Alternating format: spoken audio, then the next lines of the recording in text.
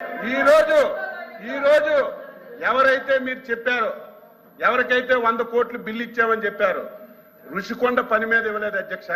ఆయన ఇంకెక్కడో కాంట్రాక్ట్ చేస్తే ఆ పనులకు బిల్లు ఇచ్చారు తప్ప ఋషికొండ మీద ఇవ్వలేదు. తెలుసుకోకుండా మీరు ఆ బిల్లు ఇచ్చారని చెప్పి ఏదో పేపర్లు వచ్చిందని చెప్పి మీరు మాట్లాడితే అది తెలుసుకోవాలి. మేము బిల్లు ఇచ్చాం కానీ ఆ కాంట్రాక్టర్ మిగతా ప్రాంతాల్లో ఎక్కడో పనులు చేస్తే దానికి బిల్లు ఇచ్చాం.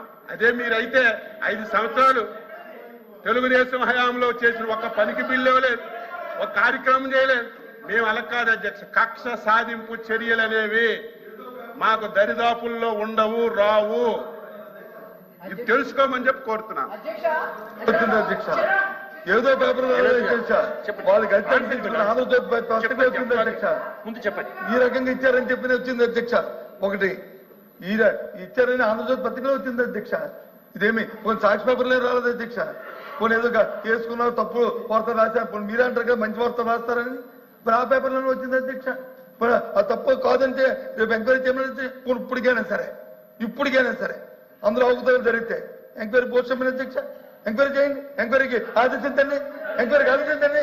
ఎవరొద్దన్నా చేయమని అధ్యక్ష. తప్పు జరిగితే తప్పు జరిగితే ఎందుకు చేయట్లేదు? ఎందుకు ప్రభుత్వం చేయట్లేదు? ఎందుకు వెనకం చేస్తుంది? తప్పులు జరిగినప్పుడు ఎందుకు వెనకం చేస్తుంది? ఒకవేళ ఇక్కడ ఏదో ఒకటి మాట్లాడకపోతే తాడేపల్లి ప్యాలెస్ లో అక్షంతలు పడతాయని మాట్లాడటం తప్ప వేరేదేం లేదు అధ్యక్ష. అధ్యక్ష నిజంగా ఋషికొండ ప్రభుత్వ భవనం అని అన్నారు అధ్యక్ష. ఋషికొండ ప్యాలెస్ ప్రభుత్వ భవనం అని చెప్పారు అధ్యక్ష. బాకి డబ్బులు కూడా ఎందుకున్నాయి అధ్యక్ష? సరే ప్రభుత్వ మరి ప్రజావేదిక ప్రభుత్వ భవనం కాదా? ఎందుకు రంగాలు చేశారు? ప్రజావేదిక ప్రభుత్వ భవనం కాదా? మాట్లాడి అచ్చెన్నాయుడు గారు మాట్లాడిన దాంట్లో విధ్వంసాలు అనుకున్నప్పుడు మా సభ్యుడు ఏం చెప్పాడు, రే బాబు ఈ జరిగిన అంశాలన్నింటినీ కూడా చూమిటి చెప్పాడు. ఏది విధ్వంసం అని చెప్పి అడిగాడు. మెడికల్ కాలేజీ కట్టడం విధ్వంసమా, పోర్టులు కట్టడం విధ్వంసమా, లేదు జట్టీలు కట్టడం విధ్వంసమా, లేదు నాన్ స్కూల్లో కట్టడం విధ్వంసమా? ఈ సందర్భాన్ని ఆయన ఉటకించారు తప్ప వ్యక్తిగతంగా ఆయన ఏమి ఎవరిని విమర్శించేది? వ్యక్తిగతంగా విమర్శించారా? మీరు వ్యక్తిగతంగా విమర్శించారు. నా పేరు ఇస్తారు కాబట్టి చెప్పినప్పుడు చెప్పారు ఈ 10,500 అది 26,000. ఓకే, ఎంక్వైరీ చేయండి. అక్కడ తప్పు జరిగితే ఋషికొండ కట్టడాల్లో కానీ తప్పు జరిగితే ఎంక్వైరీ చేయండి. ఎందుకు చంపుతున్నారు? కారణం ఏంటి? జరిగితే కాకుండా ఆవిడకి ఇవ్వడానికి లేదు ఏంటి?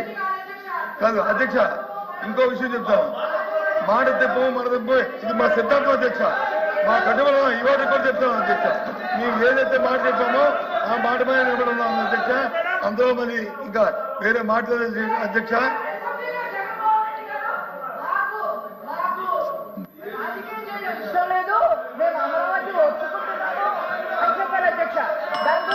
దయచేసి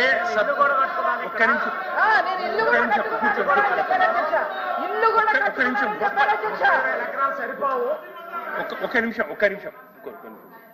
దయచేసి సభ్యులందరికీ నేను విన్నవించుకునేది ఏమంటే, బడ్జెట్ సమావేశాలు జరుగుతూ ఉన్నాయి. సభను మంత్రులు కానీ ఎవరన్నా కానీ తప్పుదో పట్టియొద్దని నా మనవి. సబ్జెక్టు డివియేషన్ అయి మీరు మాట్లాడాల్సిన అవసరం లేదు. సబ్జెక్టు మీద మాట్లాడితే బాగుంటుంది. మంత్రులు కానీ ఎవరన్నా కానీ దయచేసి కూర్చోండి. చెప్పండి. బడ్జెట్ గురించే మాట్లాడండి దయచేసి. ఇది తాత్కాలిక భవనం అనలేదు, మేము ఎప్పుడు చెప్పలేదని చెప్పి అచ్చెన్నాయుడు గారు మళ్ళీ చెప్పారు. 2 సార్లు చెప్పారు. నిన్న కాక మొన్న 3-4 రోజుల కింద సెక్రటరీ టెండర్ పిలిచారు కదా అధ్యక్ష. మీరు మళ్ళీ మీ మాటల్లో చెప్పారు కదా అధ్యక్ష. ఫౌండేషన్ తీసామో, ఫౌండేషన్ వచ్చి నీటిలోకి వచ్చి అది నానుతుందని చెప్పి వారి మాటలో చెప్పారు అధ్యక్ష. దేని క్లారిటీ తీసుకోమంటారు? మమ్మల్ని దేని క్లారిటీ తీసుకోమంటారు? ఇదే పర్మనెంటా, అది పర్మనెంటా? అది చెప్పండి అధ్యక్ష. మేము అడుగుతుంది ఆయన చెప్పిన మాటలు నేనేం మాట్లాడితే నేను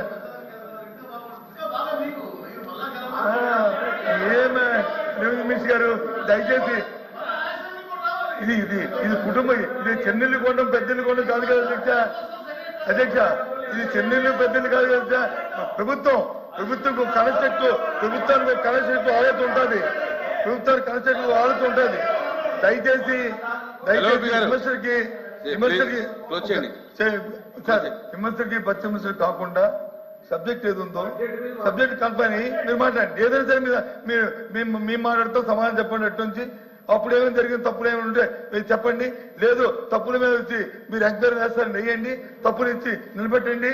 తప్పు చేశారుగో దీనికి తప్పు చేసి నిలబెట్టండి. We're ready, we're base president, మీరు రెడీ. మేము కాదు మేము అయ్యేద్దాంలోదే మేము వద్దంటే మానరే అవి చేయకుండా ఊరికే పాసింగ్ బురదల్లోని ప్రయత్నం మాత్రం తెలియదు కాదు. ప్రభుత్వంలో మీరు ఉన్నారు, మీ ప్రతి సర్వాక్కులు ఉన్నాయి, చేయండి ప్రజాస్వామ్యబద్ధంగా. ఎవరు వద్దన్నారు మిమ్మల్ని? కానీ ఊరికనే బురదల్లోకి రుషికొండలు అంత ముందు ఏముండేదండి? ఆ రుషికొండ పైన ఇది మన టూరిజం గెస్ట్ హౌస్ ఉండేదే కదా, బిల్డింగ్లు ఉన్నాయో లేవు అక్కడ, అవి తీసుకొస్తే కట్టారు. తప్పేముంది? దాన్ని వచ్చి ప్రభుత్వం ఉపయోగించుకోవాలి. తప్పేముంది? అక్కడ లేకపోతే తప్పు, అవి కట్టారు తప్పే. దయచేసి అది కాకుండా ఇవాళ బడ్జెట్ మేము మాట్లాడుతున్నాం. మీ అల్వాపి గారు మీ చీఫ్ విప్ గారు మాట్లాడమని నా పేరు ఎత్తారు. నా పేరు తీసుకోకపోతే నేను మాట్లాడదాం. పోనీ అప్పుడు కూడా అడిగాను, వద్దంటే మా అన్ని కూర్చోవడం నేను రిప్లై ఇచ్చాను చెప్పేవాడిని ఏంటి అడుగు మాట్లాడుతున్నప్పుడు ఏంటి ఆ విషయాలు ఏ సందర్భంలో మాట్లాడవచ్చుందో కూడా చెప్పాను. అంతేగాని ప్రత్యేకించి దాని ఒక స్టేట్మెంట్ కింద నేనేం మాట్లాడలేదు. ఆ సందర్భం బట్టి గుడిగించి చెప్పాను. అందుకని దయచేసి ఏదైనా తప్పు జరుగుతున్నప్పుడు గత 5 సంవత్సరాల్లో ఏమైనా తప్పులు జరిగితే చెప్పండి, మమ్మల్ని పెట్టండి. ఇగో ఈ తప్పు అని చెప్పి చూపెట్టండి. మేము దాన్ని చేసేదని అడిగి ఉన్నాం, అనుభవిస్తాం. తప్పు చేస్తే వాళ్ళు శిక్షించబడవలసిందే. ప్రజాస్వామ్యంలో తప్పు చేస్తే వాడు తప్పింది పెరగడానికి వీల్లేదు. అది మా తాలూకా మేము కాదనలేదు. కానీ ఊరికి పాసింగ్ మనకు చేయొద్దు. అది కాకుండా అంతకుముందు గత 5 సంవత్సరాల్లో ఏ విధంగా ఈ రాష్ట్రం నష్టపోయిందో, ఎంత తప్పులు తెచ్చారో దాని నుంచి మొన్న ఎంత తప్పులు తెచ్చామో మా వాళ్ళు చెప్పారు. మీరు చెప్పినట్టు 11 లక్షలు 14 లక్షలు లేవే. రేపు మాట్లాడినప్పుడు నేను మాట్లాడతారు.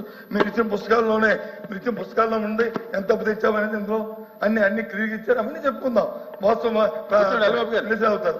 దయచేసి మీరు సమయం పాటించాలని కోరుతున్నాను. నెక్స్ట్ అరుణ్ గారు.